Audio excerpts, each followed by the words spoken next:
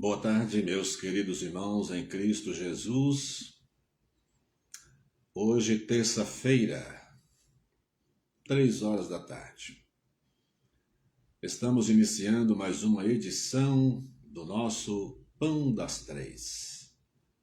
Este encontro especial de todas as tardes, promovido pela Igreja Batista em Vila das Belezas, tendo os seus pastores se revezando na direção diariamente, procurando trazer um momento de alegria, um momento de fé, um momento de crescimento na vida espiritual. Louvamos a Deus por essa rica oportunidade que temos. Aproveitamos para dar o nosso muito bem-vindo a todos, irmãos da nossa igreja, irmãos de outras igrejas, irmãos que talvez no momento não estejam frequentando nenhuma igreja, tomara que seja apenas por dificuldades relacionadas à Covid, mas então você deve participar dos cultos online. Se a sua igreja não faz, participe de outros. Se a sua igreja faz encontros de grupos, estudos bíblicos, participe. Nós não podemos viver sem a comunhão da igreja. Viver bem, não. Viver bem com Deus, não. Então, graças ao Senhor Deus, nosso Pai, a nossa igreja tem proporcionado tardes muito boas para os nossos queridos irmãos e nós que dirigimos também. E para outras igrejas, amigos, colegas, familiares que acompanham com alegria e participam do nosso encontro. Nós vamos orar ao Senhor, agradecendo a presença de cada um dos irmãos. Já vejo vários rostinhos aqui na minha pequena tela. Com muita alegria, esse reencontro virtual, mas cheio de alegria e que promove a fé, o amadurecimento da fé, o fortalecimento da fé pelo conhecimento da palavra de Deus. Vamos orar?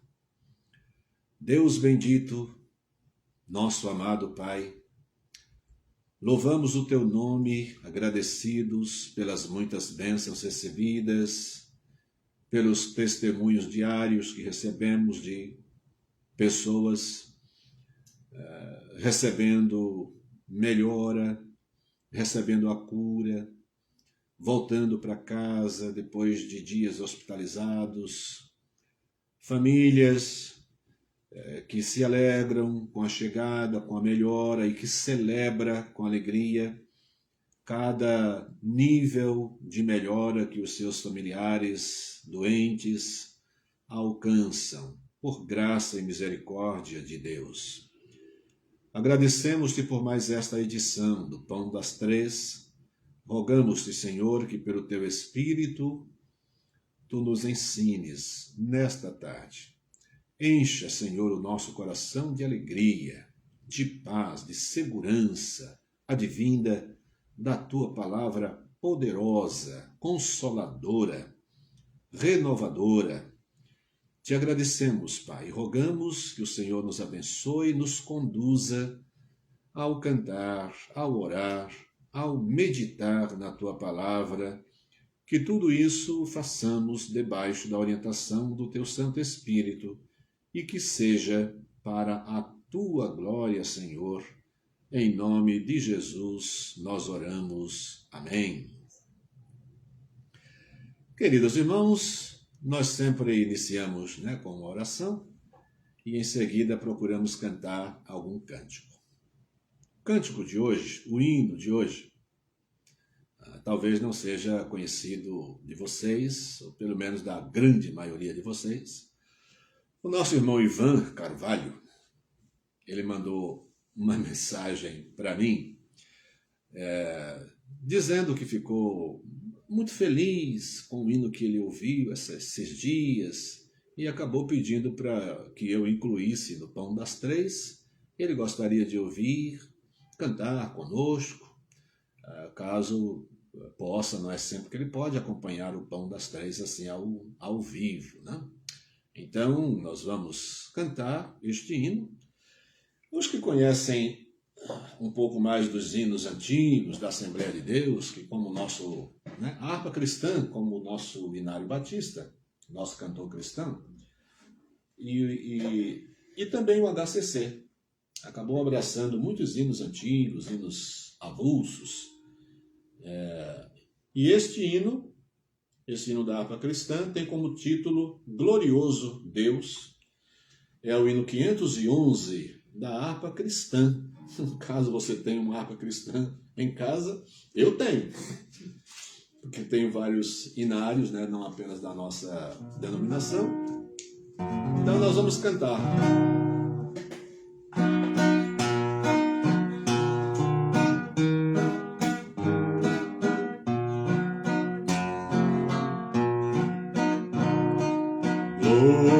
Glorioso Deus, que está no céu, conselheiro é contra o revés, se aqui trevas há, me iluminará.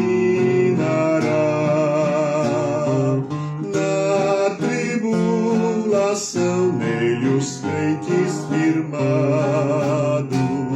estão. Oh, quão bom é nosso Deus, tudo preparou para os seus, que por ele chegarão, satisfeitos à sua mansão. Vindo a morte dar golpe em meu lar, então eu bem sei onde acharei paz que satisfaz, pois Jesus me traz o que me é mistério que ele possa aqui conter. Oh, quão bom é nosso Deus, tudo preparou para os seus, que por ele chegarão, satisfeitos à sua mansão.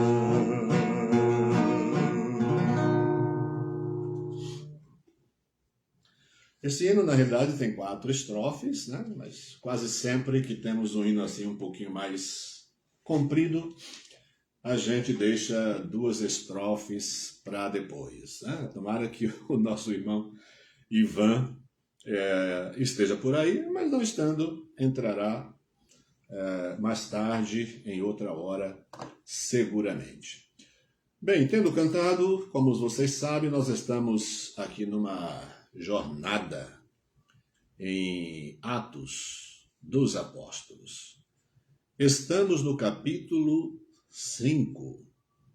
Na nossa última edição, nós lemos os 11 primeiros versículos e encerramos com o versículo que diz: e houve um grande temor em toda a igreja e em todos os que ouviram essas coisas. Essas coisas, naturalmente, se referem ao fato de que, pela ação do Espírito Santo, o povo se uniu. E como vocês devem se lembrar, ninguém dizia que nada do que possuía era somente seu, mas era de todos. E aí temos o exemplo de Barnabé, que vendendo uma propriedade, pegou todo o dinheiro e levou aos pés dos apóstolos, para que os apóstolos distribuíssem com todos os irmãos necessitados e conforme a necessidade de cada um. Esse gesto parece-me, né, ter despertado, não sei se inveja, o desejo de ter conhecimento também, né, reconhecimento, em Ananias e Safira, um casal que também vendeu uma herdade e combinaram ficar com uma parte do dinheiro e dar a outra parte aos apóstolos, para fazer a mesma coisa, distribuir com os necessitados. O problema é que decidiram também informar erradamente que aquela parte que estavam dando tinha sido todo o valor da propriedade e não era verdade. Como vocês se lembram, Pedro repreendeu primeiro Ananias por ter mentido contra Deus, contra o Espírito Santo, né, por ter sido instrumento de Satanás e deixado levar pela tentação, né, pela indução de Satanás, e ele expirou e morreu. Mais tarde um pouco, Safira chegou com a mesma conversa e também morreu, e o fato é que isso trouxe um grande tremor e temor no coração de todas aquelas pessoas. Então, o versículo 11 do capítulo 5 encerrou a nossa edição passada. O texto hoje é muito longo, não sei se vamos conseguir pensar em todo. Ele começa aqui do 12. Então vejam, houve temor em todas as pessoas, mas no versículo 12 continua dizendo, e muitos sinais e prodígios eram feitos entre o povo pela mão dos apóstolos. E estavam todos unanimemente no alpendre de Salomão. Quanto aos outros, ninguém ousava juntar-se com eles, mas o povo tinha-os em grande estima. E a multidão dos que criam no Senhor, tanto homens como mulheres, crescia cada vez mais. De sorte que transportavam os enfermos para as ruas e os punham em leitos e em camilhas, para que, ao menos a sombra de Pedro, quando este passasse, cobrisse alguns deles. E até das cidades circunvizinhas concorria muita gente a Jerusalém, conduzindo enfermos e atormentados de espíritos imundos, os quais eram curados. A leitura continua. Tendo tempo, nós vamos fazer menção a textos aqui à frente e algumas reações.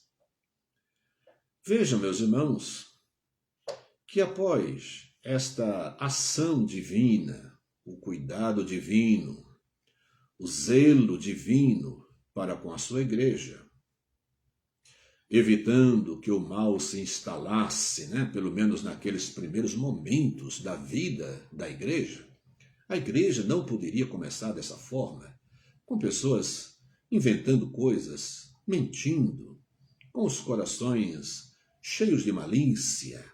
Eram as primeiras pessoas da igreja, e a igreja não poderia mesmo ter o seu início dessa forma.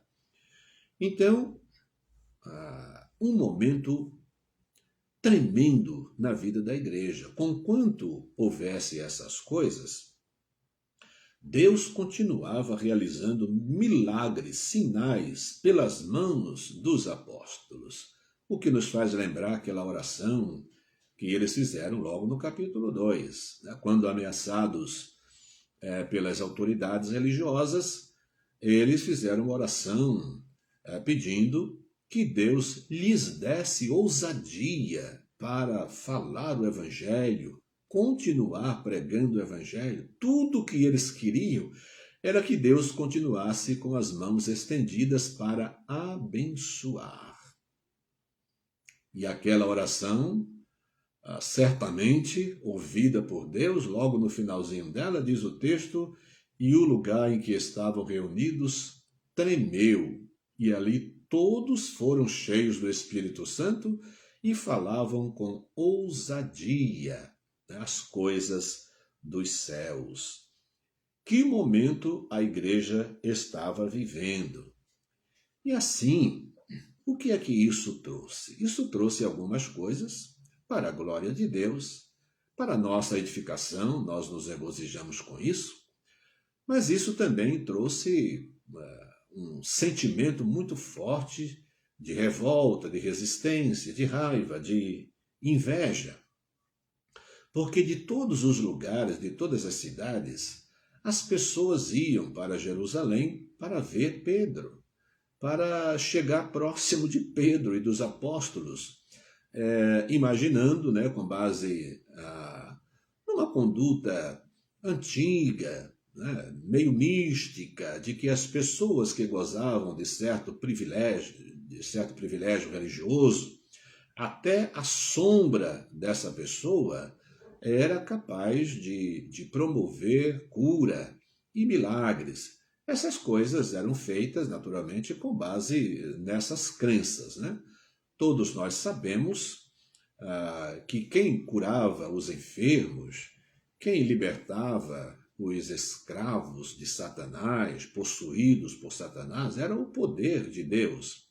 Evidentemente, fazendo uso do trabalho, da pessoa, da conduta de Pedro, que se destacava, né, como um dos grandes apóstolos. Então, das cidades circunvizinhas acorriam para Jerusalém, procurando a cura e procurando aproximar-se de Pedro. O que é que isso causou? Então, nós temos uma referência aqui no verso 17, mas eu gostaria de destacar ainda um detalhe que nós temos aqui no verso 13. Ninguém ousava ajuntar-se a eles. Aquilo tudo que aconteceu fortaleceu a fé de muita gente. Mas outras pessoas que, embora tendo um certo nível de crença, foram dominados pelo medo e não queriam se juntar aos apóstolos. Acredito que por duas razões possíveis. A primeira razão é que muitos, sabendo o que havia acontecido a Ananias e Safira por causa de sua conduta, provavelmente tinham medo de que alguma coisa desse gênero acontecesse também em sua vida. Ora, eles conheciam Ananias e Safira como discípulos de Cristo, seguidores de Cristo, e um tropeço na vida os levou a receber uma punição severa de Deus. Então, eles, mesmo confiados ou confiando e sabendo da veracidade daquele trabalho, daquele movimento, tiveram medo. Outra possibilidade que envolvia medo também era o medo da perseguição. Os apóstolos já estavam agora sendo perseguidos, né, com raiva. A liderança religiosa colocava e projetava toda a sua raiva, né, tendo a inveja especialmente como motivo principal, o que nós encontramos aqui no verso 17. E levantando-se o sumo sacerdote e todos os que estavam com ele, e eram eles da seita dos saduceus, olha o que diz o texto, encheram-se de inveja. Eram os representantes, os maiores da liderança religiosa de Israel, e encheram-se de inveja pelo que estava acontecendo na vida de Pedro e dos demais apóstolos. Por quê? O que nós sabemos é que os escribas, os sacerdotes, os fariseus, os saduceus, esses homens exigiam uma espécie de veneração, quase adoração a si por parte das pessoas. Eles exigiam respeito, eles exigiam uma espécie de veneração das pessoas. E, na verdade, as pessoas não os tinham em grande estima, diferentemente de Pedro e dos apóstolos, que não exigiram respeitos nem nenhum tipo de veneração a si, muito pelo contrário. Eles trabalhavam procurando conduzir as pessoas a Cristo para que todo o respeito das pessoas se projetasse em direção a Deus. Adoração, veneração, respeito, obediência, tudo a Deus. É o que o Pedro e os demais apóstolos ensinavam. E vejam o que aconteceu. Aos fariseus, saduceus, líderes religiosos que exigiam obediência, respeito, veneração, não recebiam isso das pessoas. A Pedro e aos demais apóstolos que não exigiam isso, recebiam todo o respeito das pessoas, dos populares. Por quê? Porque eles viam em Pedro aquilo que não viam na liderança religiosa. Não aconteceu mesmo com Cristo. Quando Cristo começou a ensinar, a pregar e a fazer maravilhas, logo eles disseram, especialmente no capítulo 1 de Marcos, a gente encontra essa expressão, né?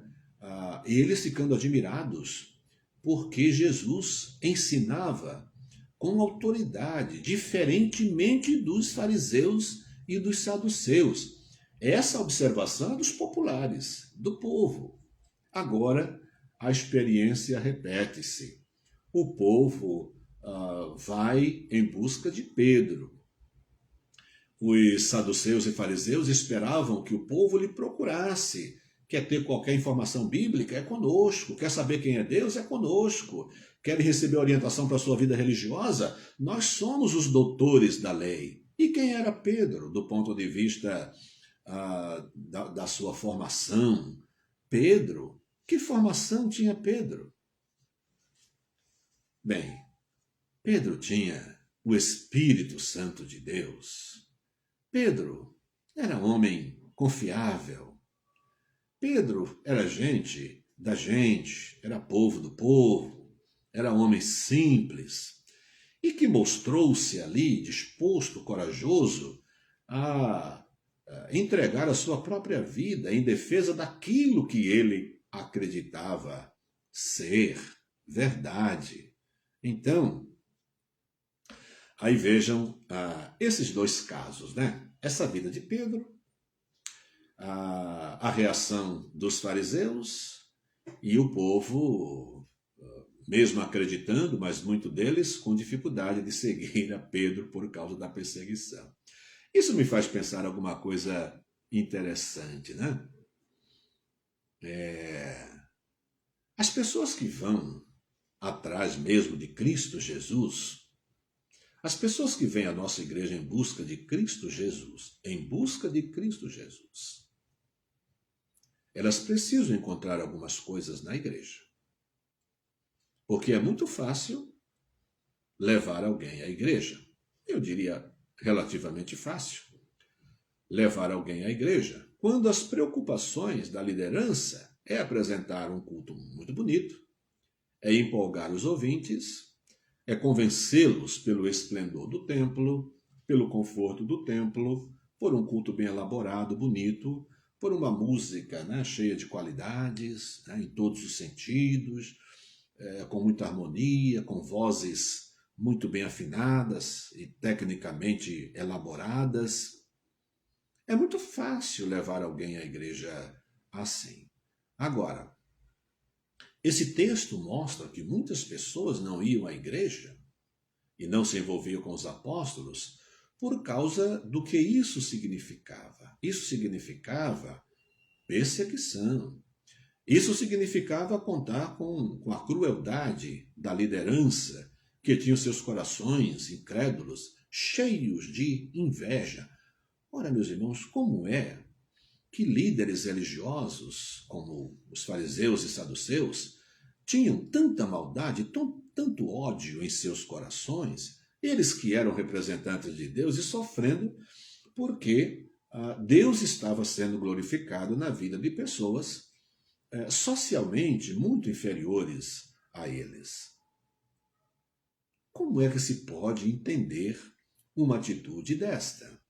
Olha, o que nós sabemos é que Deus está disposto, desejoso, trabalhando através de quem se dispõe e se coloca em suas mãos para encher, para trazer à igreja cristãos convertidos a Jesus Cristo. Não vejo, biblicamente, Deus preocupado nem ocupado em promover coisas bonitas e atraentes que exerçam uma certa atratividade na vida daqueles que vão visitar, conhecer as nossas igrejas, né? Então a nossa preocupação deve ser apresentar Cristo e os problemas que isso pode trazer à pessoa que se converte a Cristo Jesus. Uma pessoa se converte a Cristo Jesus e logo ela vai se deparar com uma série de problemas, uma série de dificuldades. Vai e volta, nós pastores somos procurados por ovelhas que querem saber se vão a um aniversário, se vão a um batismo de um sobrinho, de um filho, o filho de um amigo na igreja católica. Eles estão sempre preocupados com isso.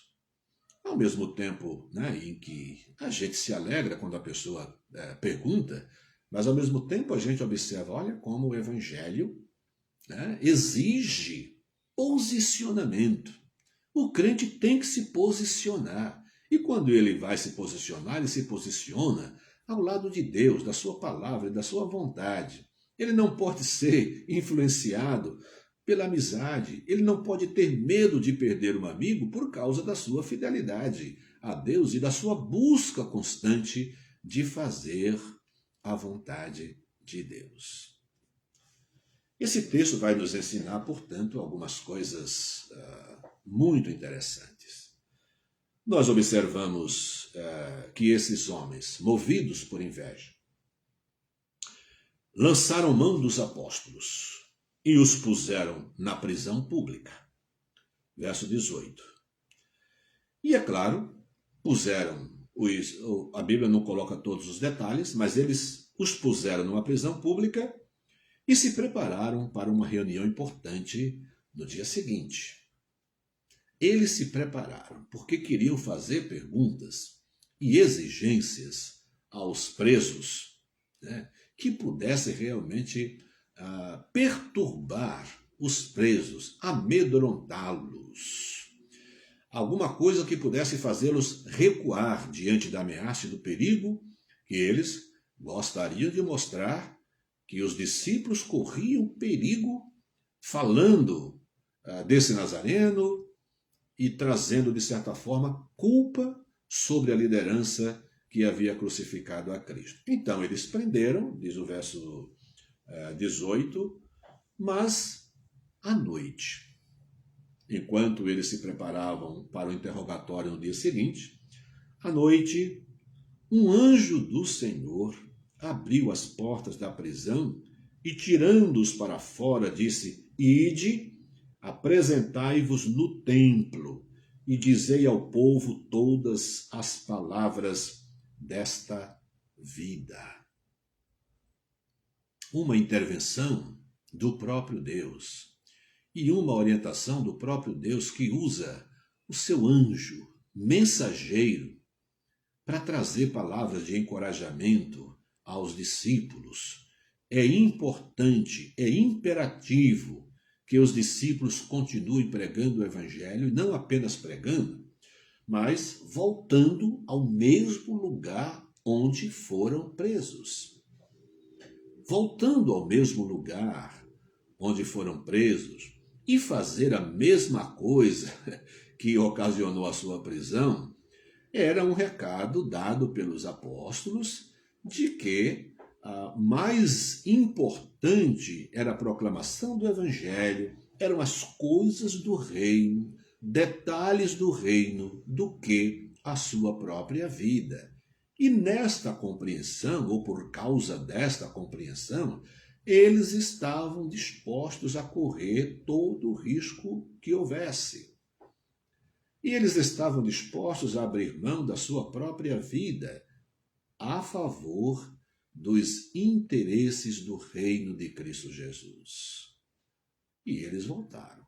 E logo de manhã bem cedo, estavam lá no templo, para onde muitas pessoas acorriam para fazer as suas orações. E eles aproveitavam para dizer sobre o Evangelho, sobre Cristo Jesus, a importância da fé, do arrependimento e de crer no nome do nosso Senhor e Salvador Jesus Cristo.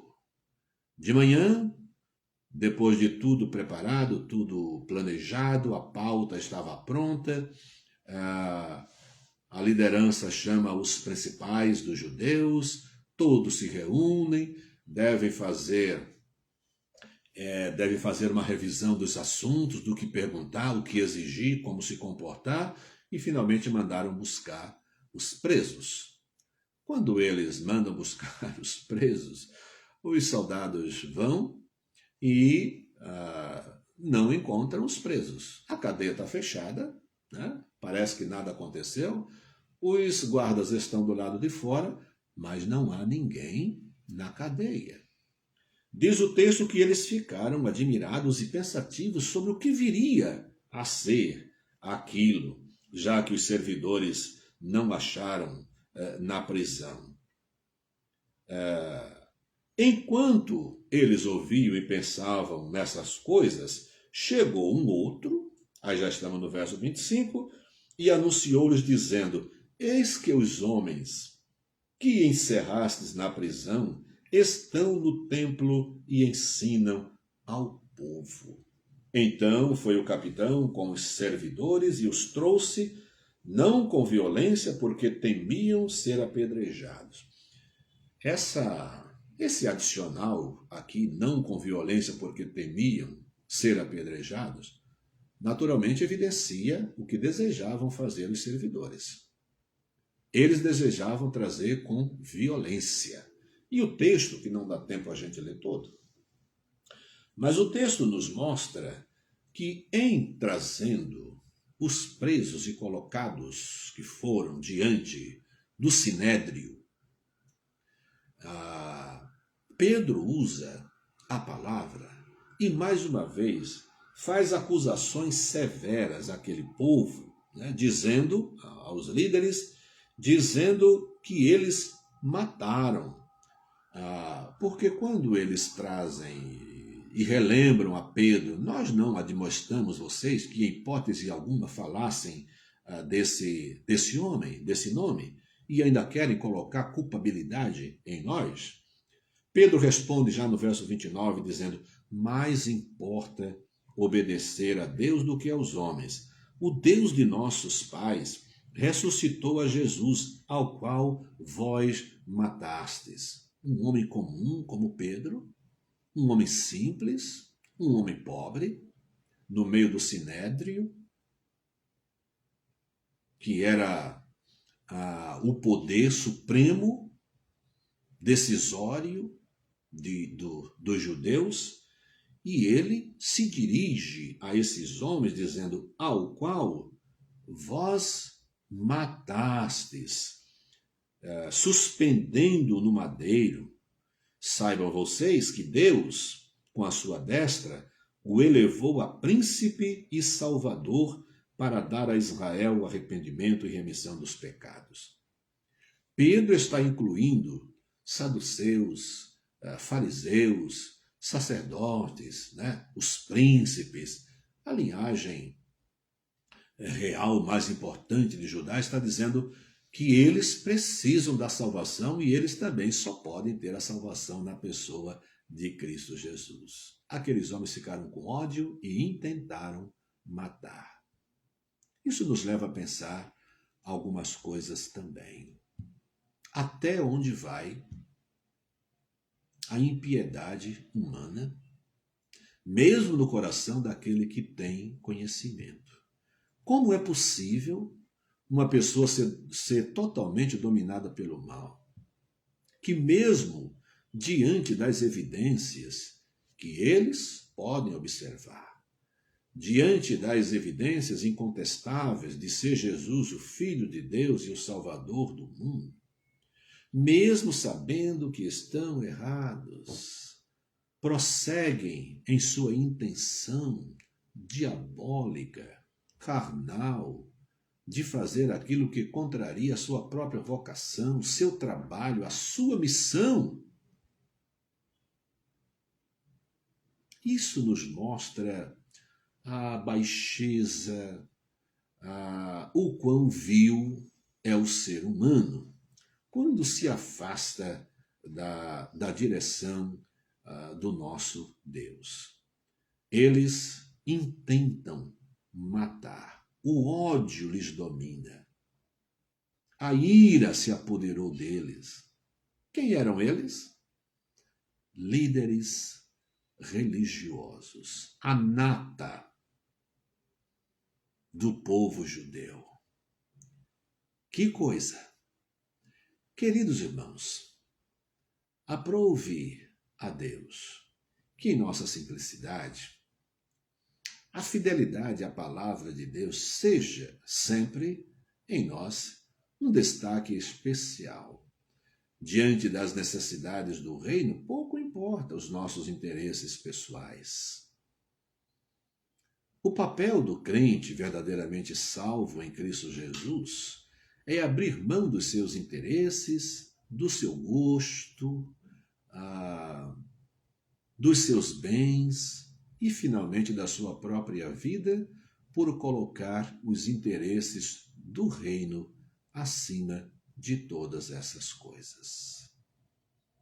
O mundo de hoje, em que vivemos, exige de nós esse mesmo posicionamento.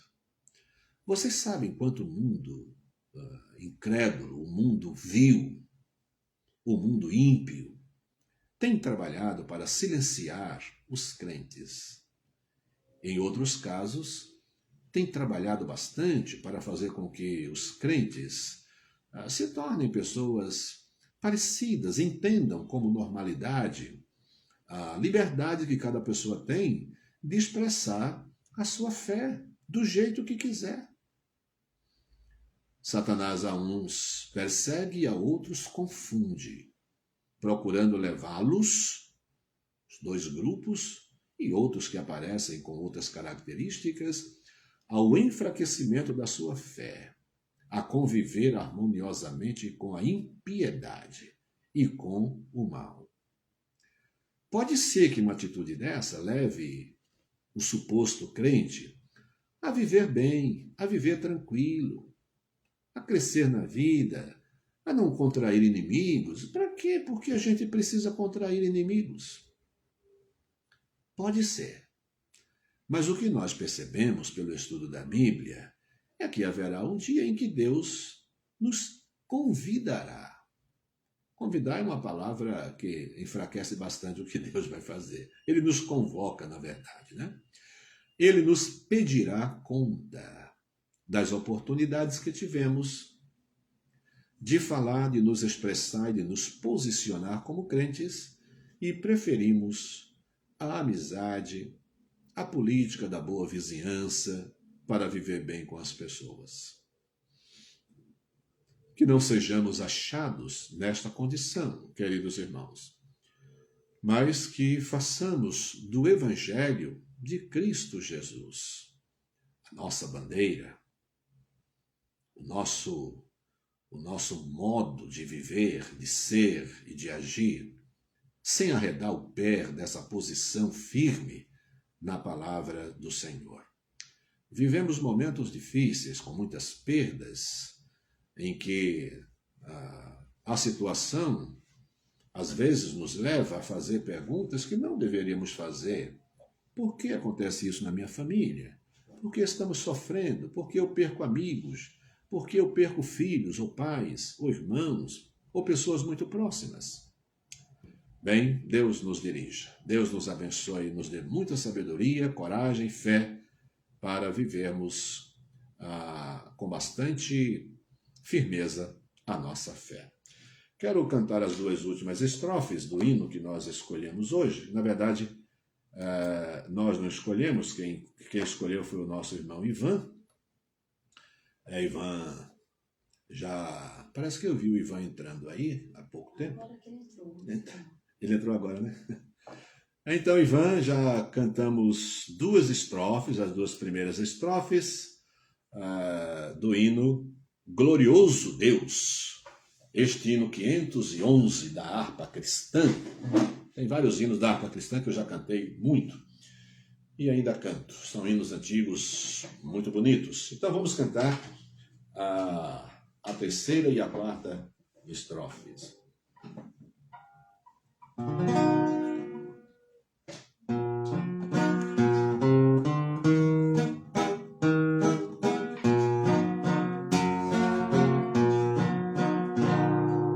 Longe do meu lar, sinto eu pesar,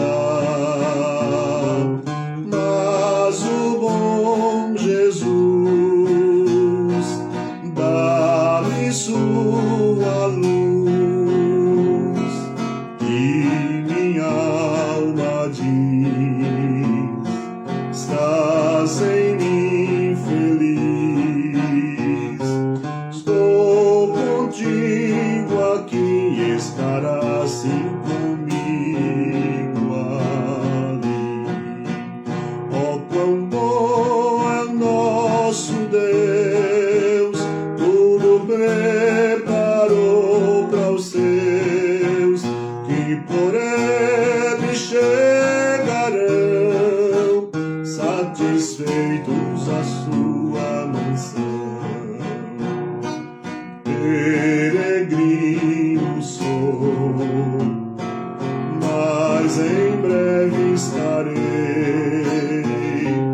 onde ficarei,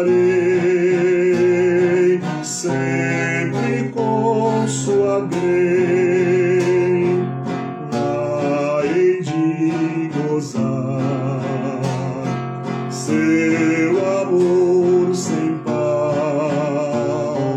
Grato cantarei aleluias ao grande Rei. Oh, quão bom é nosso Deus, tudo preparou para os seus, que por ele chegarão, satisfeitos à sua mansão.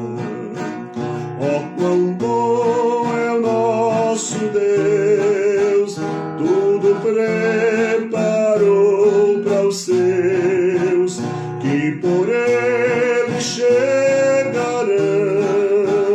satisfeitos à sua mansão.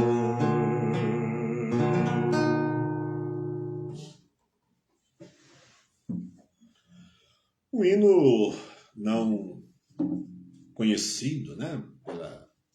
Acho que pela grande maioria da nossa igreja, mas um hino bonito, um hino bem congregacional, um hino de igreja mesmo, né? Um hino de culto. Vamos agora, queridos irmãos, vamos aos nossos motivos de oração. A Rosa anotou aqui gratidão. O Eudes agradece mais um ano de vida. Opa! Mais um ano de vida da Juliana, sua filha. Num período em que, como não pode haver aglomeração, então não há bolo, a não ser para um grupo menor familiar. Parabéns, Juliana. Edu Castro pede oração pelo seu pai, que teve seu estado evoluído de grave para gravíssimo. Eles foram chamados ao hospital. Então, o nome dele é Oswaldo, por quem a igreja já tem orado evidentemente, continuemos orando pelo Oswaldo, que teve a sua situação um pouco mais agravada. E a nossa lista de oração, já conhecida, né, com alguns detalhes novos, evidentemente.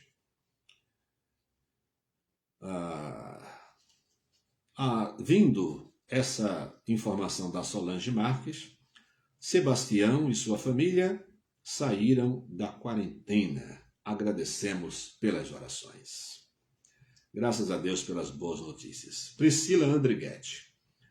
Alexandra, minha amiga, está melhor. Graças a Deus. Ruth Lopes. Rogério, meu primo, teve uma pequena melhora, graças a Deus. E como eu digo, a gente deve celebrar cada pequena melhora. Por menor que seja, vamos celebrar. Elane Castro, meu sogro, teve uma piora. É o caso aí que o Edu já falou. Sirlene. João, genro da minha tia, sofreu um acidente de moto ontem à noite e está com traumatismo craniano. Nossas orações pelo João. Ivonildes. Vanessa, minha sobrinha, e Hilda, minha cunhada, mãe e filha, hospitalizadas com a Covid. Peço também pelo senhor Jair, com câncer muito agressivo. O Jair, para a nossa igreja aqui em Vila das Belezas. Jair é irmão do Jurandir, né? Uma família que tem até alguns pastores, Dazir, Daí, essa gente toda, eles todos são irmãos. Jair foi minha ovelha lá no Campo Limpo, mas eu sei que num passado bem mais distante, ele foi membro da Igreja Batista aqui em Vila das Belezas, bem antes de eu ser pastor aqui. Então, Jair Alves Vigueira. Elizabeth Gonçalves. O senhor Borba saiu do hospital, está recebendo cuidados em casa. Mateus continua internado. Da Tatiane Santos vem essa atualização. Milor, um conhecido, está hospitalizado devido à Covid-19 com possibilidade de intubação. Então, hospitalizados por intubação, eu não sei se aqui está o nome que o pastor Márcio Silva pediu. Você viu se tem aqui? Não sabe, né? Mas eu quero adiantar aqui, pode ser que não esteja e eu esqueça, mas nós temos um pastor Genésio Soares. Ele é meu amigo do Facebook, eu tenho acompanhado já há alguns dias, mas a situação tem se agravado da esposa dele. Então vamos orar por ela. O pastor Márcio pediu oração no grupo dos homens também. Oremos pela família do nosso colega, muitos pastores, famílias de pastores sofrendo também. Esses dias tem saído aí na internet, por ser uma pessoa muito conhecida, o missionário R.R. Soares está também em situação difícil, né, pela Covid. Então, ele já não é novinho, não. Ele já tem idade bem avançada. Oremos pela liderança evangélica no Brasil, para que em todos os aspectos Deus abençoe, proteja, dê voz ativa e firme àqueles que proclamam o Evangelho. De muitos deles nós temos várias diferenças e uma teologia que não concordamos, né? Até o missionário R.R. Soares, desses que pregam a teologia da prosperidade, ele talvez seja o mais moderado desse grupo, que é um grupo que se deixou levar, né, pelo evangelho que ganha, pelo evangelho que promove a vida da própria pessoa, um evangelho baseado em bênçãos materiais, uma teologia baseada em bênçãos materiais e em outras expressões do Espírito Santo que não encontram fundamentação bíblica, né? Mas a nossa oração por ele independe, né, das nossas diferenças teológicas e doutrinárias. Deus tenha misericórdia do R.R. Soares também e da sua família. Oramos por ele também. Hospitalizados Milor, Alain, Vanessa, Hilda, Renilde. Então essa Renilde aqui é a esposa. Renilde é a esposa do pastor Genésio Soares. Evangelista, que é o tio do Samuel, Rogério, Marinária, Patrick, Aline Matos, Osvaldo, Nanau, Alessandro, Mateus. Com Covid, né? Mas em casa, em quarentena, Joelma, Theo, Edivaldo.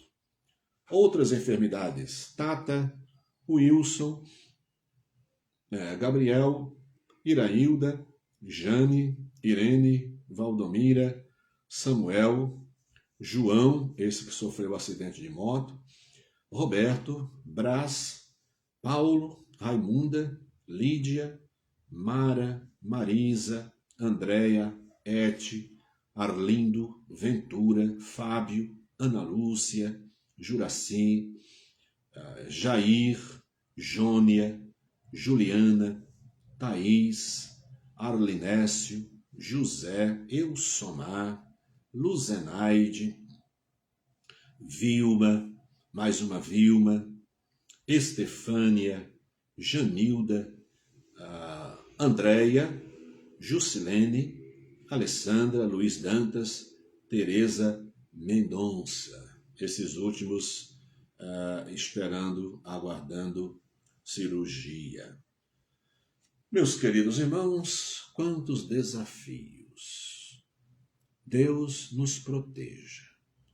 Mas enquanto oramos, o tio evangelista está dizendo, Silvia está entubado. Deus tenha misericórdia, abençoe e lhe dê plena recuperação. Vivemos grandes desafios. A oração é o nosso porto seguro. É o elo que nos liga pela fé ao trono da graça de Deus em oração, a fé em Jesus Cristo, né? A oração pode muito em seus efeitos, a oração do justo, aquele que foi justificado em Cristo Jesus.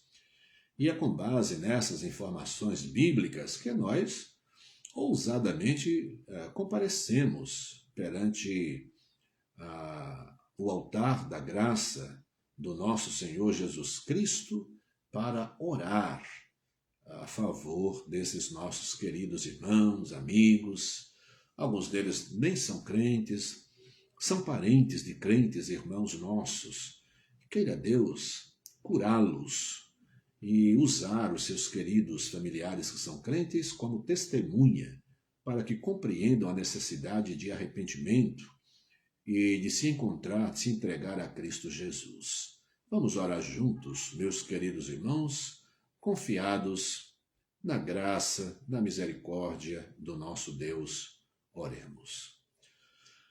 Ó Deus, nosso Pai, diante de Ti, no Teu altar de graça, colocamos esta relação tão grande de pessoas que estão sofrendo e que por causa do seu sofrimento outras tantas pessoas da família e amigos também sofrem, com misericórdia, com compaixão, e nada podendo fazer, a não ser fazendo a oração, que é o grande recurso que temos.